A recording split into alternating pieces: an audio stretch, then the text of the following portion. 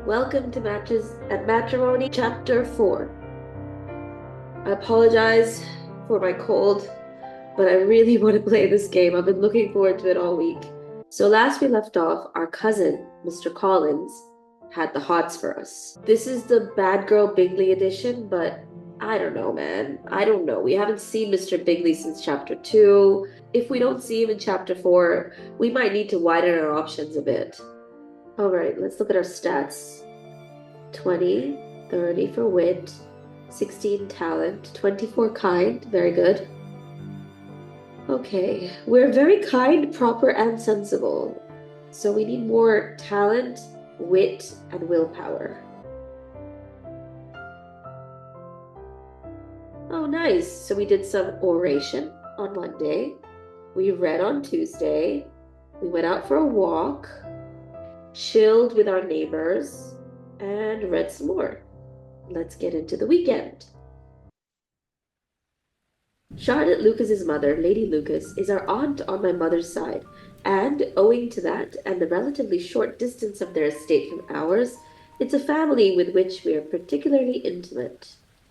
Okay, so Charlotte's our best friend and cousin. I love how her background's always glitching. Like this upside down bedroom drama, I don't think that's typical of the Regency era. Charlotte's father, Sir William Lucas, was formerly a tradesman in Meryton. That's so cool. So Charlotte is the daughter of a knight. What? Okay, so now we're off to Lucas Lodge.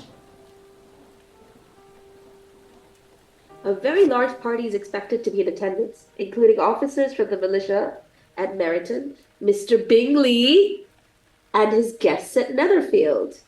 Okay, good. I was really confused because we haven't seen Bingley for a hot minute. Anyway. Refinements of polished society. Mediocre! Lydianne, your voice is beautiful, but it should not be shared so loudly that the neighbors need not be present to hear it. Just tell her to quiet down. Oh, mediocre, why not enjoy the moment? I certainly do, though I try not to do it in a way that opens me to ridicule. If you limit yourself in your expression, you only limit your enjoyment. I kind of like Lydianne's life principles, you know? She's just like, live large or go home. I do not question your enjoyment, only the longevity of it. Let her live her life. Damn, we're such a, wet blanket. Very well, you can keep your counsel. I've not come to you to be lectured, but to introduce one of the officers to you. This is Mr. Denny from the regiment. Oh. I did not think Lydianne could smile any wider, but here she is beaming. This is Mr. Denny. Okay, hi. He better not be a love interest, because this is going from bad to worse. Is the game presenting us with really weird looking characters so we end up going for Darcy? Mr. Denny had a most gentlemanlike appearance, though a rather young countenance for the distinction and deference that an officer in the military would normally receive. How do you do, Mr. Denny? Okay, it's all polite, it's all nice. You know what? He looks really young, so I'm not going to ask him how long he's been in the military because he might think I'm insulting him. He might think I'm being like, hey, kiddo, how long have you been doing this? So I'm going to ask him, how does he like Meryton? It's been a great pleasure for the militia to be quartered here. You approve of Meryton? Yes, it's proved quite diverting. Look at his goofy grin. Oh my god, him and Lydianne would be perfect together. Listen, I'm already stealing one of my sister's boyfriends. I don't think I can handle dating both of my sister's boyfriends. It's too much. We have standards as well. At least Bingley's rich. Meryton's a bore. I'd much rather be in London. She probably wants to go to London with Mr. Denny. London has its charms as well. In fact, I'm to go there this week. Oh, I should die to go to London. Are they planning a little getaway? That would be way too scandalous. And I think Lydianne is a wild child, and she doesn't really care about propriety at all. But I think even she would hesitate before planning a trip with a man unchaperoned. I can't imagine being dead should make for an enjoyable visit. Oh, our character's getting really annoying. Like, we've become so snarky with these one-liners and quips. It's not funny. Anyway, Denny, you must promise to bring me something back. I'll see what or who I can turn up. What does he mean by that? Who is he bringing from London? Though I shall miss the time away from Meryton. Bro, just say it. You'll miss Lydia. Okay. Okay, so Mr. Denny clearly appreciates our warm and friendly manner. Enough talk. A game of whist is beginning. Mr. Denny, do you play? Okay, good. Let the kids go play. Bye. Who is that young officer with Lydia? Mr. Denny, one of the officers from the militia quartered at Meryton. Our mom is so nosy. Oh, hello, Mrs. Bennet. I remember the time when I liked a red coat myself very well. Okay, calm down. You know, if a smart colonel with 5,000 or 6,000 a year should want either you or Lydia, I shall not say nay to him. Well, Mom, why don't you find yourself a smart colonel? I should say nay to a red coat, and a good fortune 1,000 times over if the man himself were found to be wanting. Yeah, we have high standards, we've established that, but I don't. A good uniform without a good man is like a shining apple with a rotten core. It would have been better to have discovered that it were rotten before you took a bite. Ew, is that a euphemism? What are you biting into, honey? Did you speak to Mr. Denny in this manner? Oh, Mom, don't worry. We don't do this kind of annoying thing in front of other people. I endeavor to be polite.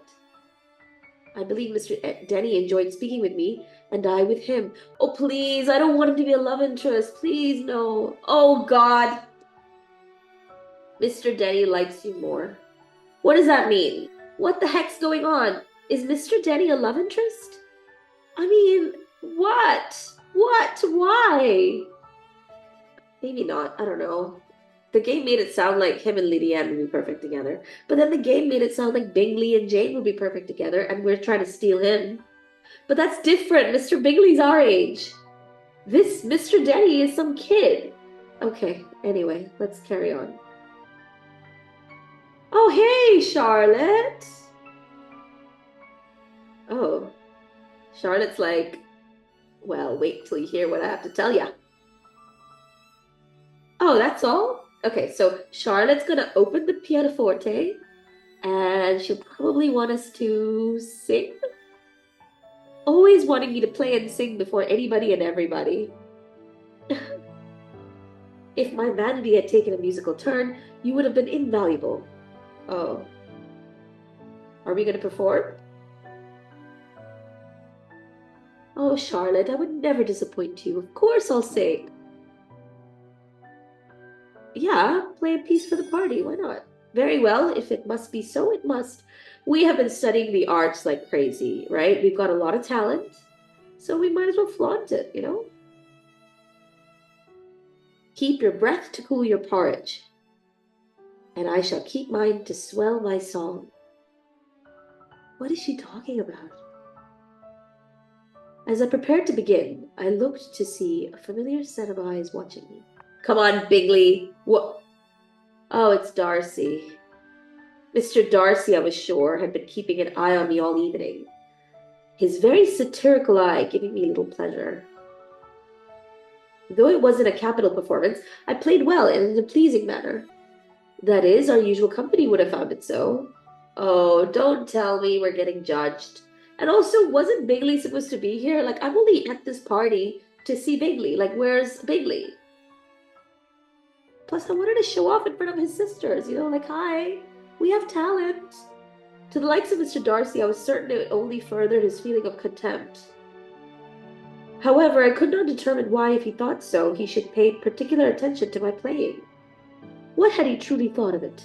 And why do we care? We came here for Bingley. Bring out the bingers. Okay, let's see what else happens. Lady Lucas quickly approached me with a gentleman I'd never met before. Who's that? New character? Miss Bennet, let me introduce you to Colonel Brandon. Colonel Brandon is from Sense and Sensibility.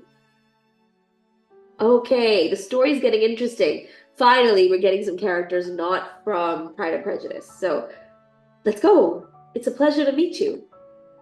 Colonel Brandon is quite the music lover. He has a full-sized conservatory at his estate in Middleton.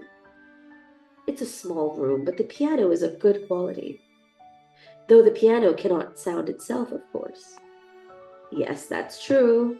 It requires the touch of a lovely hand like the one we just heard play. Lady Lucas is such a wing woman. Love that. Don't you agree, Colonel? It appeared that Lady Lucas was up to her usual mischief of finding husbands for every girl in the county. I like her, you know? Why I hadn't more immediately expected it when she came to speak to me was a mystery. That's such a rude comment. And how her own daughter, we're talking about Charlotte, by the way, our friend, how her own daughter remained single in such an atmosphere remained more of a mystery. We're kind of mean, huh? Thankfully, Mr. Collins took that exact moment to remind us of his existence. You don't need to do that. Your mutton chop mustache combo does it for us. We can't ignore you, Mr. Oh! Why? Why this clown? I forgot about him. Damn it. Mr. Collins, our sleazy cousin, who's got the hots for us, is back. Cousin, that was an exquisite performance.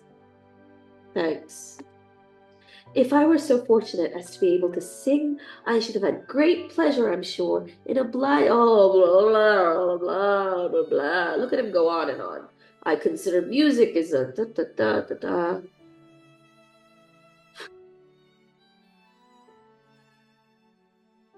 I'm sorry, I really don't want to engage with Mr. Collins. Bro. He's boring everyone at the party.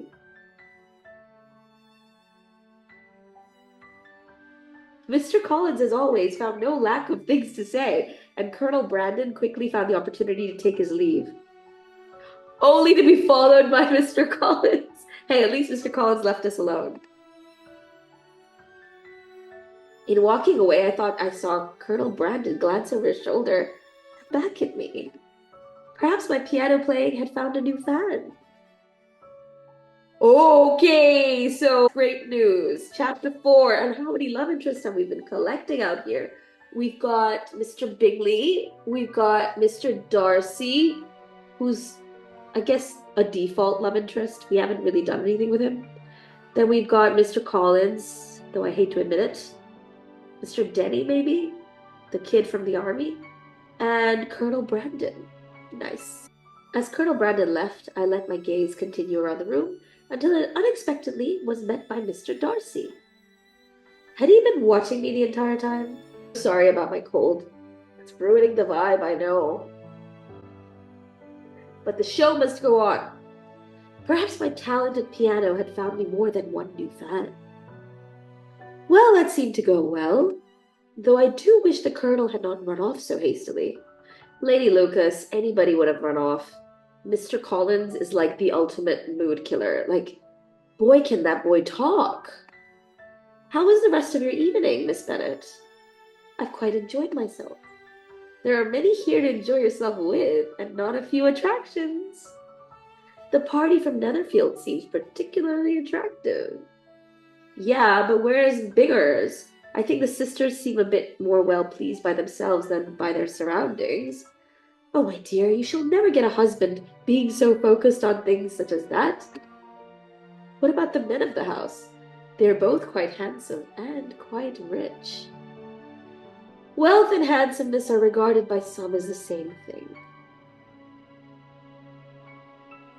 Lady Lucas?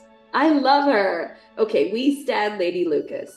Well, I don't know about the others, but I can't imagine why you wouldn't pursue the both of them. Honey, you don't even know the half of it. Both wealth and handsomeness? Or both men? All of the above. And here's your opportunity. Mr. Darcy. Oh, I thought it was Bingley. It's okay. Mr. Darcy. Mr. Darcy, you must allow me to present this young lady to you as a very desirable partner. You cannot refuse to dance, I am sure, when so much beauty is before you. Well, if I recall correctly, he said we are tolerable, but not enough to tempt him. So let's see what his take is now. Taking my hand, Lady Lucas appeared to be giving it to Mr. Darcy, who, for his part, did not seem altogether unwilling to receive it.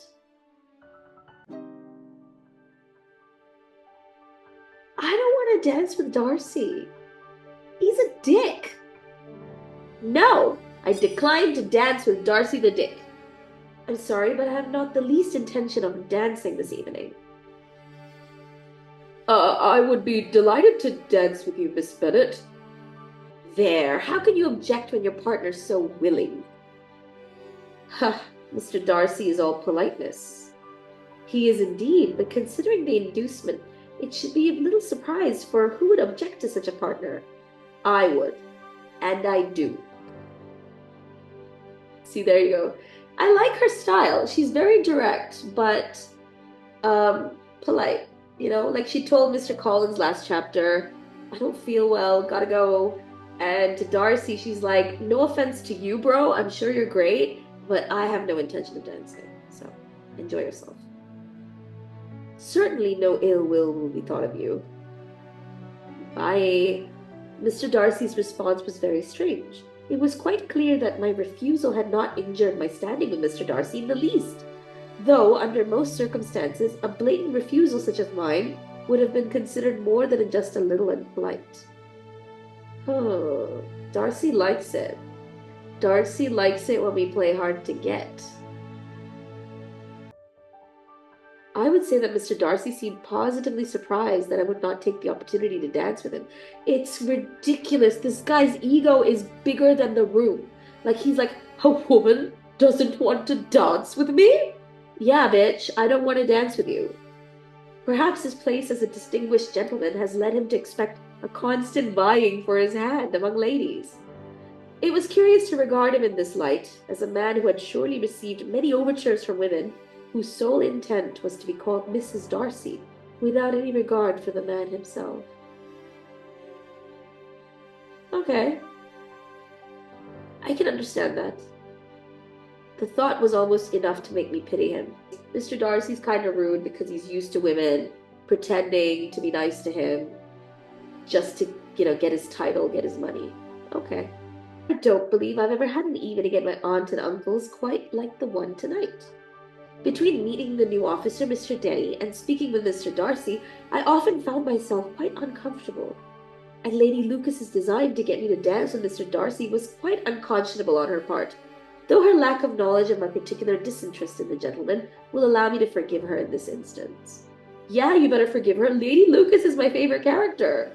Though she seems to never stop teasing me about marriage or interfering in my private life, speaking with my aunt always lightens my spirits. Great. We're doing that thing where we summarize the week. Yeah, how wonderful the week was. Let's see how we did this week. Look at our collection of suitors and acquaintances. Oh, thank God. Mr. Denny's down here. Fantastic. That means he's not a suitor. Okay, let me take a step back. So many new faces. So, we've got Lady Lucas, our aunt. She likes us. She doesn't love us, though. This is Mr. Denny. He likes us as a friend. And Seed says he's a bit young to consider as a suitor, but he's good-tempered. Great. So maybe him and Lydia Ann can hit it off. We've got one more friend to meet and 2 more suitors. Interesting. Let's check out Colonel Brandon. He likes us a little bit. Colonel Brandon is a friend of the Lucas family. He's silent and grave and has a properly aged face, as someone on the wrong side of 5 and 30 should have. Oh, I see. He's 35 and we're only 20. So that's a big age difference. But Mr. Denny's 2 years younger than us, and that makes him not worthy as a suitor. Those times were weird, huh? Though his face is not handsome, his countenance is sensible, and his address is particularly gentlemanlike. He appears to have a love for music. I don't think he's Not handsome. I mean, I guess I'm biased. I keep thinking of like Alan Rickman in Sense and Sensibility. Oh, his character in that was so sweet. Like he was just so wholesome and anyway, who knows? Maybe we'll have a little Colonel Brandon edition on the side. Thanks for sticking around if you did, and I'll see you next time.